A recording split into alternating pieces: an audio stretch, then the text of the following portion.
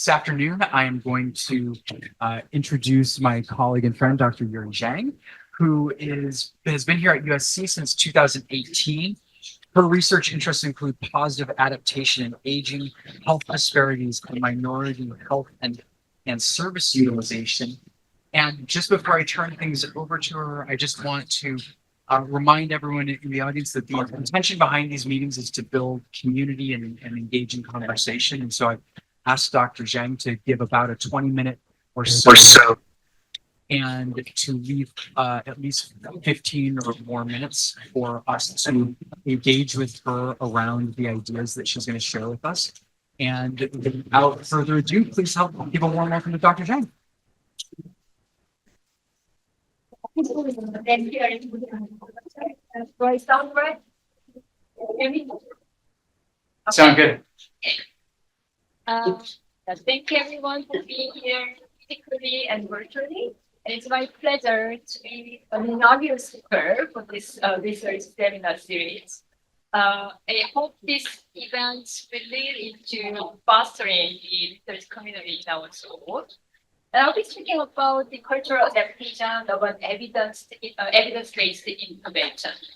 I have recently completed NIA, the National Institute on Aging, R21 grant. For the distance audience, R21 is exploratory developmental kind of the mechanism under NIH funding mechanism. And I'll be resubmitting the R1, which is the larger size of the grant in a few weeks. So what I will be doing will be sharing my journey with this research, and I look forward to hearing your comments and feedback afterwards. I'm going to set the stage with a few graphic slides. Dr. Zhang, let me pause you for just a second. I think maybe they're having trouble hearing you online. Maybe we need to turn your microphone more toward you. Better? Or should I speak? Is that like better? this? Yeah. Yes, that is better. Good. Okay. You have to speak into your lapel the whole time. Do you want to use this microphone instead? Would that be? Try that one.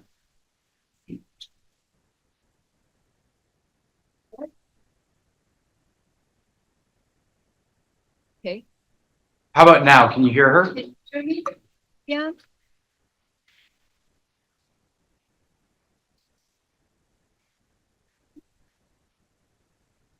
Okay, is this working? That's because my voice is louder. Make my voice louder. I think it's louder with that one. With this Yes, one? Okay. I think you're fine. So let me share some of the graphic slides to set the stage. We do have many great evidence-based interventions out there, but unfortunately, this benefit has not been fairly distributed across diverse population. As a matter of fact, delivering EBI in our diversified society is quite a challenge because many segments of our population experience the access barriers, and culture and language seems to be the major examples of those barriers.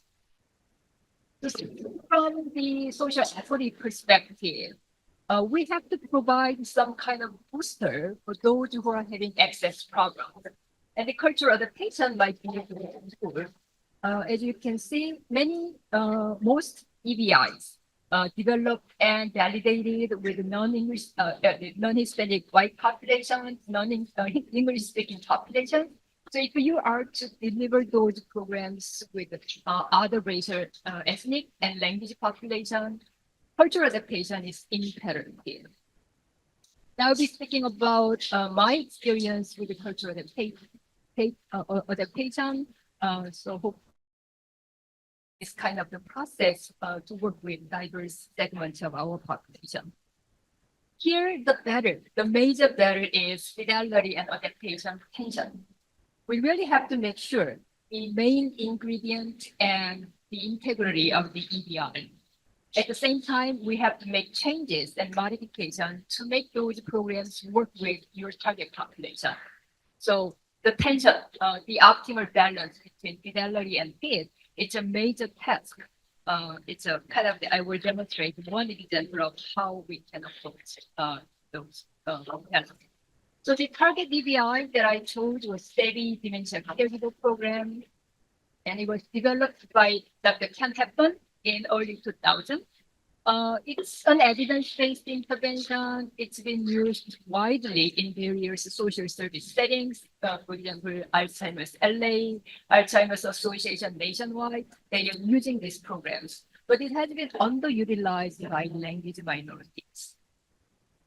So the SEBI is a psychoeducational program. The idea is that by providing knowledge and confidence about caregiving, caregivers may improve their mastery or the caregiving self-efficacy so that they can have better coping and better caregiving outcomes at the end. The target group is Korean Americans. Besides the convenience that I am Korean, I know the language and culture, Korean Americans are one of the major Asian subgroup known to have high rate of limited English proficiency, and they have been out of reach in EDI deliveries. So my core research team, we have Dr. Hepburn, the originator of the SEBI program, and my colleagues from my former institutions who are the experts in caregiving, intervention development and delivery, and the minority aging and cultures were included. And another important member of our team was Jiyoung Park here, our doctoral student. She served as a project coordinator for this project. We used the three-step model of cultural adaptation. The first step is information gathering to identify a target group, select an EBI, which I already have done it, and also importantly, ground building for the intervention. The second step is preliminary adaptation with the surface level linguistic achievement, including manual translation and workforce development with bilingual interventionists. So the language accommodation is important and critical, but it's not enough. But we can still go ahead and do the pilot testing and generate the data from the participants so that that data can serve for the next step of full adaptation.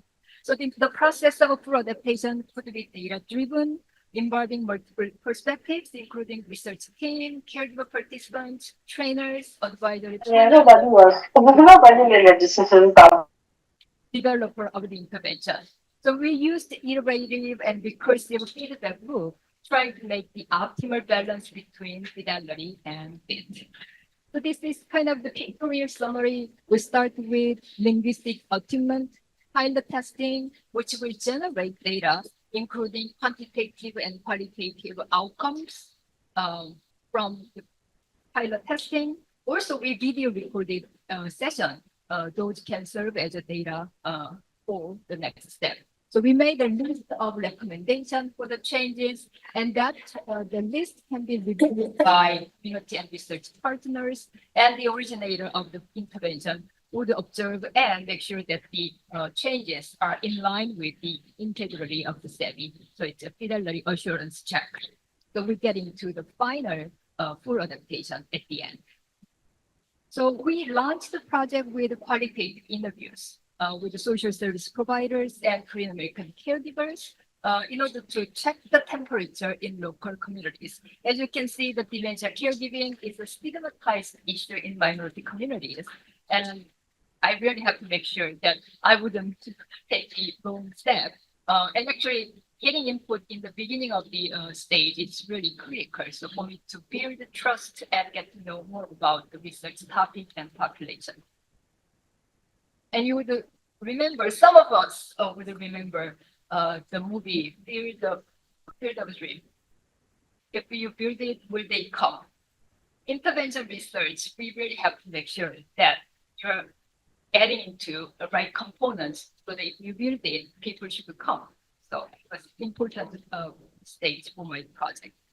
So these interviews generated 3 qualitative research papers. We learned a lot from this process. And another thing is that another advantage of this qualitative interview is that many of our interview participants, they fed into the intervention pool.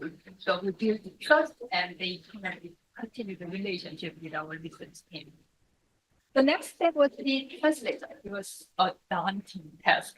SEBI has two sets of manuals, one for caregiver, the other one for the trainers, and each of them for 300 pages. So we made translation, and also we developed the workforce by selecting two bilingual individuals as a trainer. We use community health work model so that those interventionists are not professionals. They are the community members, bilingual. They don't have any experience in caregiving or the instruction or education in their life. So we train them to be able to function as your SEBI trainer. So they went through online SEBI training program through Emory, and we also had meetings with Dr. Hepburn, so we got to know a lot about the program. So these are the kind of online programs. They took the courses and got the certification. And Juyong and myself also got the training and the certification to be able to be on the same page. So we did pilot testing with a small group of Korean American dementia family caregivers who have English language barriers. And we made sure that their depressive symptom is not severe using the PHQ-9 cutoff of the 20, because SEBI is not a treatment program. We just want to build safe ground, safe kind of boundary for our intervention. So we had 13 participants. Many of them came from our qualitative interview that I just mentioned before, and they also made the referrals. So they were the age range. The youngest participant was 31. She was a graduate student taking care of her grandmother, and the oldest one was in 70s. Okay, they were caring for parents, parents-in-law, grandparents, or other relatives, and the average length of caregiving was about 4 years. SEBI was an online education, 6 weekly sessions. Each session was 1 hour and 15 minutes. And we had 6 or 7 participants in each class. So we operated this class on Saturdays, one in the morning and the other one in the afternoon. And Juyong sent out weekly course materials and reminders. So we started with session 0 to provide overview about the project, obtain the consent form, conduct the screening or the pre-assessment, and we also did technical readiness check because many participants were not familiar with the Zoom use. Some of them were using for the first time in their life, so we did technical components as well. The trainers, they were trained and certified, but you can imagine their anxiety. They are teaching, leading the course for the 6th week with caregivers, experienced caregivers. So actually, I spent a lot of time with them, providing pre-session preparation, provide course overview, planning, and I also prepared them for the potential questions and discussion points. And also we did post-session debriefing to provide immediate course feedback. And during the session, Jung and I did shadowing. We observed every single session, of course, with the permission from the participants. So we did course observation. We also checked the fidelity of the trainers, and also we provided, actually, Juyong provided technical assistance during the session. The assessment plans were multiple. We had a weekly session evaluation via email. The fidelity check was done by myself and Juyong, and also the trainers, they also did self-evaluation every week. In-depth post-assessments was mixed methodology approach. So we had survey questionnaires, and also we had 6-minute individual interviews with each and every single participant, including the trainers. And we also had a 6-month follow-up assessment for depressive symptoms of caregivers. So this is the morning session with 7 participants, afternoon session led by the other trainer. And the dark screens, one is mine and the other one is Juyong. So we were shadowing, observing every single moment and interactions during the session. As you can see, the lecture and discussion went well, and participants were very studious. So it was quite a busy 6 weeks. And it went well, and I can share the outcome. We had 13 participants, and there was no dropout rate. It was too good to be true. That's what I heard from my journal reviewers. 6 week session, no dropout. If you think about 13 participants and 6 sessions, there are a total of 78 sessions, and there was one single accident by one individual. Wow. So it shows a huge commitment of my study participants. Maybe this community was really waiting for this type of intervention. Right? So especially with ethnic minority communities, don't have high levels of stigma about dementia. It was quite and fabulous finding. The survey-based satisfaction score was high for participants and also for the trainers. And we had individual interviews, 90 minutes, most likely. So you can think about do the math, it's almost 200 hours of conversation. So you can imagine the volume and richness of the data. So my participants kind of provide feedback, what was good about the program, what are the areas of kind of improvement, and every single techniques, we can contextualize what we saw in our survey with this qualitative information. So using this data, so we do have video recordings, feedback from participants and trainers, both quantitative and qualitative. So we made a list of recommendations, and then we started feedback group for the refinement. Okay, so we had 32 items of change. And you can see the comments from caregivers and trainers and the recommendations at the end. And some of the recommendations were adopted for culture, the full adaptation. Some rejected to keep the integrity of the program. And using the implementation guidance tool known as FRAME, we documented the whole process of cultural adaptation and outcomes so that the summary is like what was changed, who made the decision, when the decision was made, and who participated, and those natures of the changes. So it was kind of the documentation tool summarizing what happened to the adaptation during this project. So to summarize, some of the changes are logistical, some technical. Actually, there was a suggestion that we can brand the adapted program with name of K-Savvy. So we are using K-Savvy as our name for the culturally adapted version of original Savvy. So some of the lots of the recommendations, and we do have cultural aspect related the comments and recommendations as well. Actually, I spent an hour to discuss this finding. But one important thing is that the service concept, like the personhood, self-care, well delivered and conveyed with my participants. But we have to know that those concepts are based upon the individualistic Western culture. So there is a need that we should reframe them from the collectivistic cultural perspective. For example, my participants eventually appreciate the concept of self-care, but it was new to them.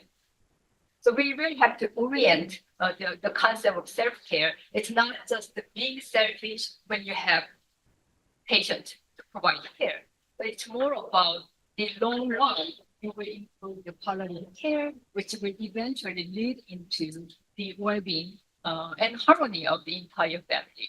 So that kind of the cultural reframe should be conducted at the beginning of the intervention. So we do have additional kind of chapter addressing reframe the status concept into collective culture.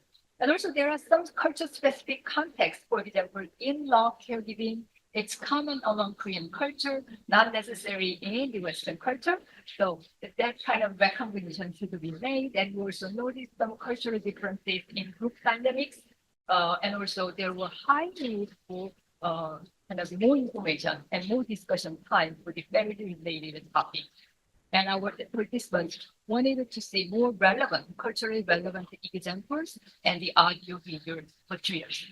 And one of my participants volunteered to serve as a model for K-Savvy. So this picture is in the K-Savvy manual. So she's caring for a mother in an advanced stage of dementia. It was very kind of touching moment for us too. So as an outcome, we do have publication on feasibility and acceptability. And the other paper is about the initial efficacy. It shows how by participant depressive symptom changes over time from pre, right at the immediate post intervention, and also the 6 months follow up. So there was a statistical reduction in participants' depressive symptom and the benefits sustained at the 6 months phase. So it was quite promising efficacy outcome. And the last paper is about the frame. So we documented the process of adaptation and also outcome as well. So we do have culturally adapted program, assessment tools, protocol, and also the process documentation based upon frame. And the case study copyright to be owned by USC is in progress. And we do have evidence on feasibility, acceptability, and initial efficacy. So it's a good outcome from small R21 study. And the next step would be, and actually, according to the NIH model of intervention development, I think what I did was pertaining to the third step, intervention refinements and optimization for a specific group. And the next step should be efficacy testing. So the next grant, the larger R1 project, which I will be resubmitting in a few weeks, will be randomized clinical trials so that I will have treatment and control group for pure comparison. And it's case study online train the trainer program should be part of it. It's to improve the sustainability of the intervention. The program should need me so that the online training program with original SEBI certification program, it's gonna be sufficient to develop workforce for SEBI delivery. The new project, the R1, will be multi-site implementation. So I will get help from my other colleagues in Texas and Florida. So it's gonna be multi-site. And the goal aims of that project will be to build more solid efficacy outcome. Also, we will test mechanisms of change. The service mechanism is based upon self-efficacy and mastery building. And I want to make sure that whether that mechanism is also working with this new target population. That's it. Can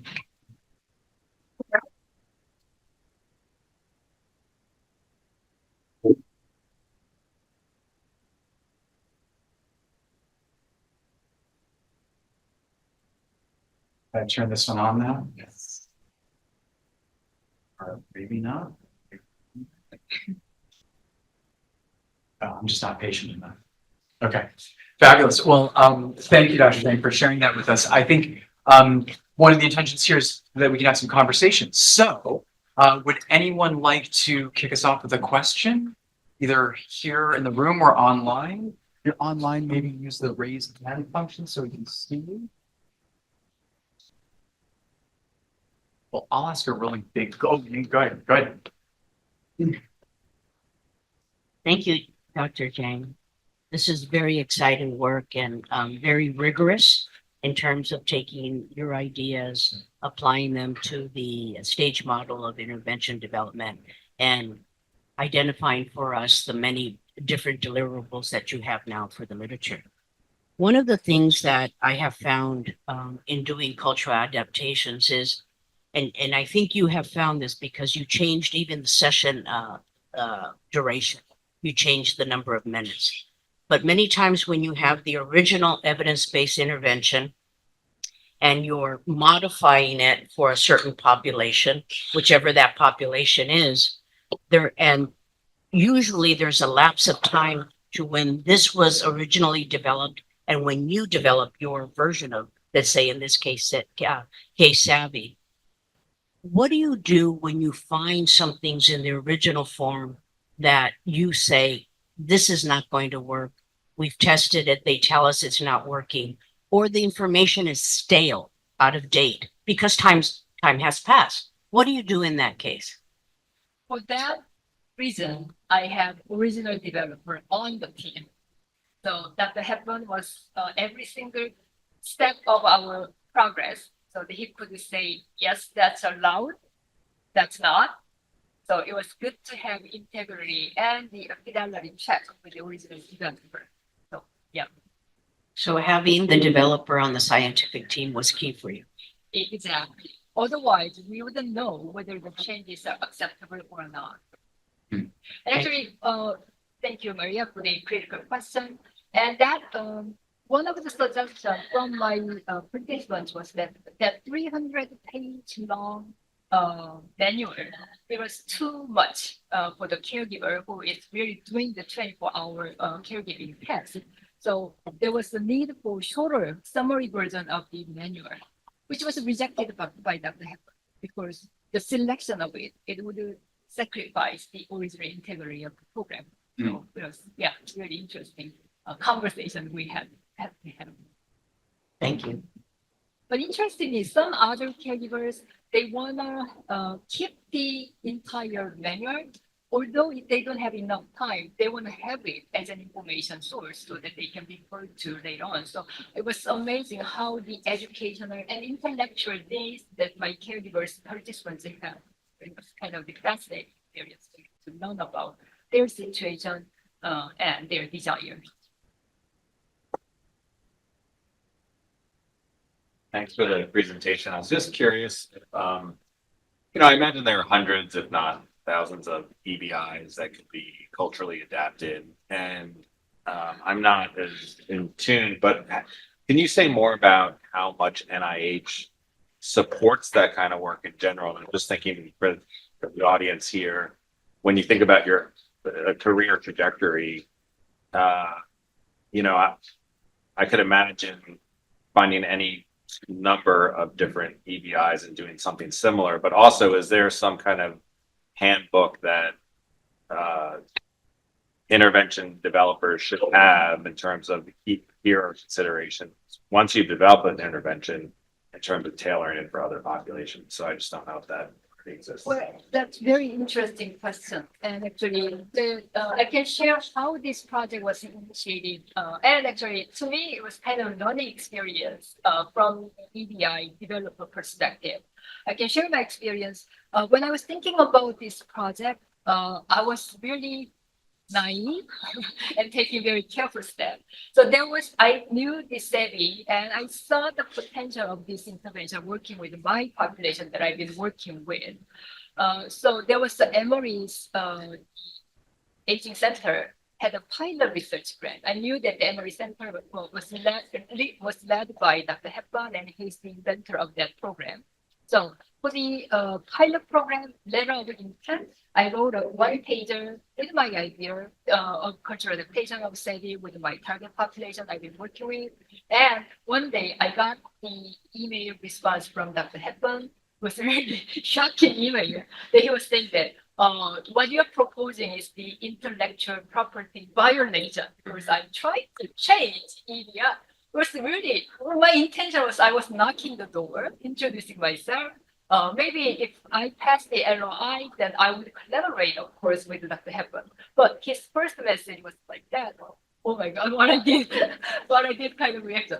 So that was first message that he delivered to me. And the second point was that if you want, so that he will administratively withdraw my letter of intent. But if you want to pursue with the NIH grant, I would be happy to collaborate with you. That's how this R21 came out. So Dr. Hepburn really liked the scientific, rigorous process of cultural adaptation. He knew that some of the adaptation had been were made, like the Hawaii. In Hawaii, they have a Hawaiian version of some changes, but we don't know. There was no scientific validation of the process. So with that reason, he was very interested in this project and very involved in every single phase of this project. So it was as a developer of the intervention, I think he has right to protect the quality of this program. So it was a really fascinating experience. And the part of the question that I captured was that you can see I was using SEBI as an example EBI of interest, the target EBI in this project. I was using Korean Americans as a target population of interest. So I am showcasing, demonstrating a case example, a model that you can use for other types of intervention, other types of population.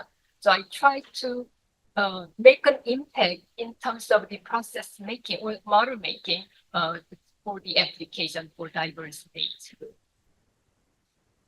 And that's also the strategy that I was able to obtain NIH funding to actually the limited English proficiency was kind of the keyword that made me successful in obtaining the NIH funding. So if I kind of frame my research as a research on Korean Americans, it's not gonna be fundable. The small impact, small size of population, but I am posing the bigger question with the LDP population, the size of the LDP population in general in the state, and their health disparities and access issue, it's a broader concern. So as you can see, I'm carefully presenting this one as a demonstration of the process. Oh, okay. I just have a quick question on SETI itself. So does that intervention help caregivers to address comorbidity as well? So basically, the caregivers are caring for older adults with dementia and other diseases like like diabetes, like Parkinson's. How would the SETI address that? Oh, that's kind of contextual information. Yeah, of course, there are more and bigger issues beyond the dementia caregiving, but the SETI training is really restricted, kind of based upon the limited boundary. So it was really training the community health workers what to cover in their session. So those contextual information, maybe in other side of example, a lot of people talk about their religion as a way of coping, but we strictly limit those types of the conversation to be more general kind of the approach. So, and actually medical questions, medication issues, there we set the boundary so that the interventionist can kind of refer those irrelevant or some of the other questions to the other professionals. Thank you for the presentation. That was really awesome. So my question is that you're like kind of the main point about the tension between the fidelity versus adaptation, because when it comes to adaptation, there is really tension. And sometimes we have a study participant say that is just need to go. That is not relevant, that is not helpful and the whole thing. But program developers say that there is no way that happens. So how, if you, that kind of, did you have that experience? Where if not, what would be your recommendation when that tension happens between the scientists who develop the program and see the whole integrity and what is a core element versus a study participant, like when I do the one test run, they say that just need to go. Well, I didn't have extreme cases of the conflict luckily in this process, in this project. But I could imagine, like it's not in these levels of cultural adaptation because most elements of intervention was quite acceptable. But other examples that I may think about is if you deliver this intervention not in an academic setting, but as a research project, but if you're delivering in the social service agency where are so many other tasks and other projects ongoing, maybe the 6-week session is too long. Maybe 1 hour and 10-minute session is too long for each day, so that they shorten there is need for shortening the program. But that's obviously integrity problem kind of issue. So as a researcher, I try to make the optimal balance, but in some way there should be some sacrifice at the practical level, but the EBI integrity shouldn't be sacrificed. That's my position. Accommodation might be needed, but the careful thinking and decision making and the priority should be given into the saving the integrity, original ingredient of the EBI. I wanted to see if there was anyone online who had a question. I know we have maybe half of our audience is tuned in online at some point, but maybe they've also now started to make their way out. Anyone pause for a second? Well, one thing that I wanted to comment on, and I guess I don't know how much of a question versus a comment it is, but it to me it is really amazing to watch you weave together both a very strident program that involves a strong social justice angle, right? That you're really interested in equity issues for those who, populations that are not usually served by these EBIs, and yet also, you're also simultaneously bringing an amazing amount of scientific rigor to this process. And I was just kind of wondering if you had any sort of maybe thoughts for, especially the students in the audience, about how to approach having both a passion for social justice, but also a passion for doing research, and how to weave those things together. Yeah, that's exactly why I started my talk with the slides, the equity, social justice, and the equity slides. So it's not fair, some segments of the population structurally being away from the benefit of the EBI. So I guess one example here is the cultural adaptation, really addressing the minority populations with the language barriers. But as you can see, there are so many smaller elements, like the pilot studies built upon this intervention. So if I just had R21 with pilot testing for the 6-week intervention, I wouldn't be successful. I was able to obtain my recruitment successfully done, and the attrition, no attrition. It was really, I was so proud that I kept everybody at the end. But that commitment and the success really is not just the overnight thing. The community embeddedness, engagement. You build kind of from the seed. Actually, dementia caregiving, it's a stigmatized issue, and many of my participants, they never talked about their caregiving. They don't have any support network in the community, but they came up for this project, and they were engaged and stayed in this project. So some of the earlier work I didn't mention from at the beginning, but besides the qualitative interviews, which were instrumental for the recruitment and project development, we also have ethnic community database. Dr. Chi and I developed the Asian American, Chinese, and Korean, the LA community resource database, so that in that database we have list of social service agencies, religious groups, educational centers, whatever that's relevant for this specific ethnic group. So that database served as a kind of the connections to the community.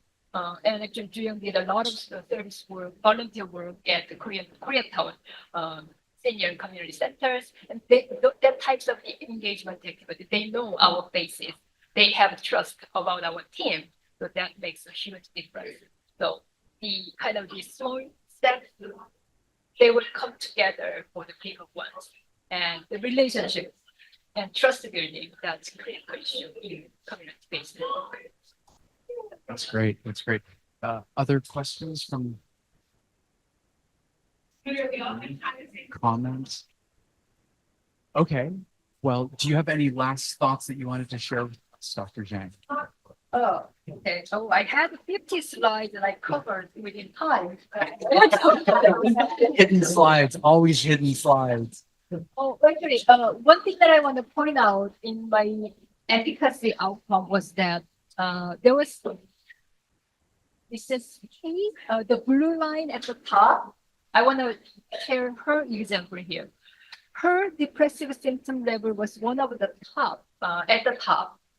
At the post-assessment, right after the intervention, her depressive symptom score reduced somewhat, but it's not huge reduction. But I remember, but at the 6 months follow-up, her depression score was really dropped down. It's drastic kind of reduction in her depressive symptoms. I want to share my qualitative interview with her right after the intervention. She mentioned that she has been taking care of her mother-in-law out of sacrifice for the family. So it was kind of the obligated caregiving situation. She was isolated and depressed, didn't have any connections or support. And she didn't even mention about her situation, even with close friends. She didn't want to do that.